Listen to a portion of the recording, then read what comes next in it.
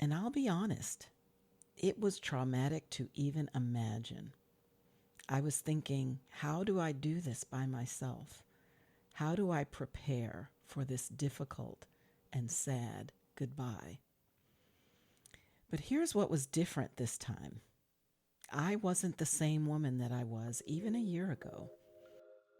Hi, my friend, and welcome to the Bounce Back Black Woman podcast. I'm Dell, and with God's help, I've overcome some of the toughest trials in life that I could ever have imagined. Do you find yourself struggling to move beyond a heartbreak or a hardship, asking God, why me? Well, I'm here to help women just like you heal and build the resilience to overcome life's greatest trials. If you long for joy and confidence again, this podcast is for you. So grab your headphones and those hardships. Let's talk. Hey there, my friend, and welcome back to Bounce Back Black Woman. If you were with us for episode 30, you know that we talked about self-awareness tools that can strengthen your relationships. And today, I want to take that conversation even deeper. Because it's one thing to talk about self-awareness in everyday life, or to read about it in books, or learn about it in classes. But it's another thing entirely to lean on it when life shakes you to your core. This past week and a half, I've been facing a pretty scary situation. The kind of thing that normally would have had me undone. And honestly, there were moments where I felt like I was coming undone. Tears, sleepless nights, worrying.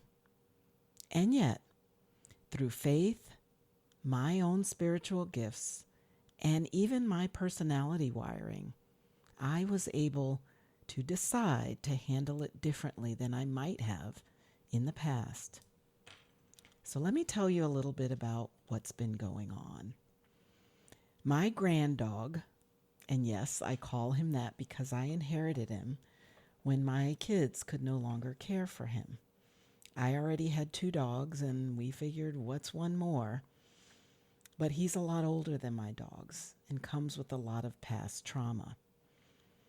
Well, most recently, he suddenly began to start going downhill fast. One day, he was his usual old man, grumpy self, and the next, he was barely moving, having trouble controlling his bodily functions, not eating, and to know him is to know how much he loves to eat, and clearly declining. For almost 2 days, I believed he had lost his sight. He couldn't see my hand in front of his face, and he began walking around in circles and bumping into walls. I was fearing that the end was near. The family and I even had that dreaded conversation about the vet preparing to put him down. And just hearing those words made my heart sink. I didn't want to do it, but I knew that I couldn't be selfish enough to let him live through anxiety, pain, and confusion. I've been through loss before, and the thought of having to walk that pain again, this time alone, felt overwhelming.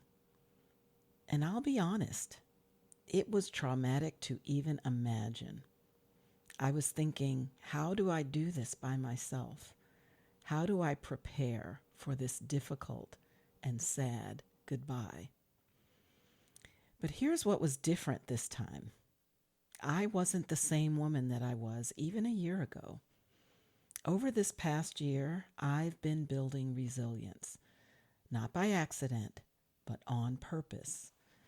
And in that moment of crisis, I began to lean on my spiritual gifts, my faith, and even my personality wiring to show up for me in ways that I didn't even expect.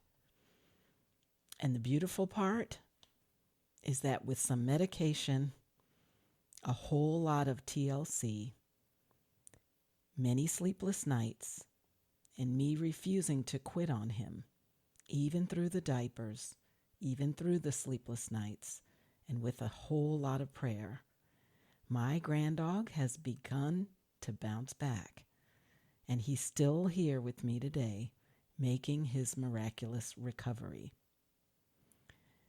So here's what I learned in this season of storm. Resilience isn't just about toughing it out. It's about knowing who you are, knowing the gifts that God has given you, and how to use those gifts when life gets hard. So you'll remember we talked about a tool of spiritual gifts. Knowing mine clearly helped me lean into them in this season. My gift of wisdom helped me pause instead of making panicked decisions.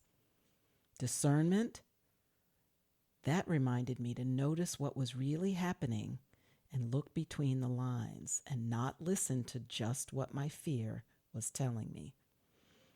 My gift of faith is what anchored me. It whispered, Del, even if this looks impossible, remember that God is still in control. And my gift of hospitality, and those that know me know I love to entertain and have people around me who I love and care for. That gift of hospitality, which we usually think of just as welcoming others, it showed up in a way that I extended care and gentleness to myself in this process. I gave myself permission to rest, to cry, and to nurture. So let me ask you this, my friend. What gifts do you have that could actually serve you in the middle of a crisis? And have you ever thought about them in that way before? Tool number 2, the Myers-Briggs Type Indicator Personality. I used to actually teach this framework many, many years ago. And I've tested as a straight mix of what's known as an ENFP and an ENTP. And no matter how many times I take that test, for more than 20 years, I consistently score exactly even for both of them. And that tells me something about the way that I'm wired. The ENFP side of me is hopeful, optimistic, full of energy, and it keeps me believing that there's always a way forward. The ENTP side of me is the curious, strategic, and problem-solving side. And that side makes me think outside the box and try different things when the first solutions don't work. But here's the catch. My wiring can also pull me into restlessness and overthinking. So knowing myself helped me recognize when I needed to slow down, pause, and ground myself in prayer. I prayed for sleep and rest so that I could think clearly and not react over emotionally. So here's a reflection prompt for you. Have you ever noticed how your personality shows up in a crisis, for better or worse? How could your understanding of your own wiring help you respond differently the next time a crisis comes up? So here's the scripture that carried me through, my friend.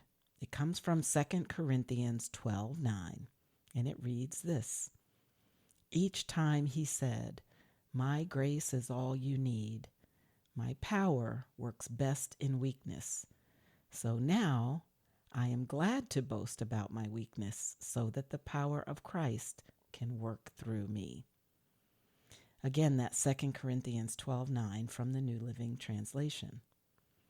And how did that show up for me? I didn't feel strong in those moments. There were tears. There were many tears. There was fear. I've never had to put a dog down in my life, and I thought we were there, my friend. There were prayers that sometimes came out sounding more like groans. But God's grace is what carried me. And that's what resilience really is. Not the absence of weakness, but the presence of grace. So, why does it hurt so much? It hurts because when someone we love, even a pet who has become family, is in crisis, we feel powerless. We can't control the outcome. We can't guarantee the ending. And that's where the heartache is. But resilience doesn't erase the pain. Resilience equips us to carry it differently, to sit with the grief and still find our faith, to hold the fear in our hands and still find a way to move forward. So here's what I want for you to take away from my story, friend.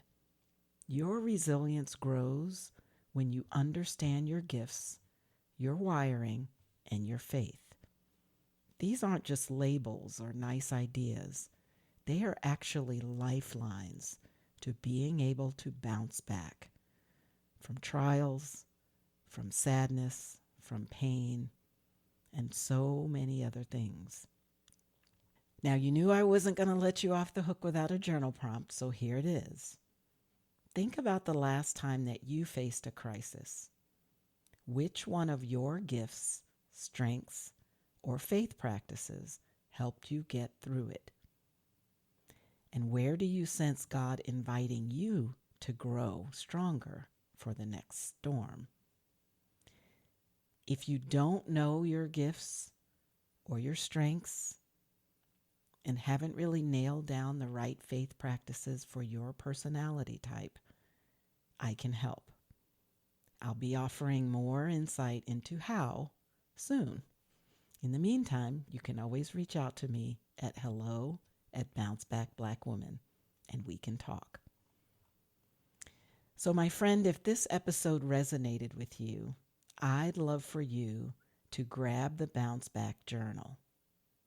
It's one of the best tools that I know for building resilience in everyday life. You can find it, along with all my favorite resources, in my Amazon storefront, which I will link in the show notes for this episode.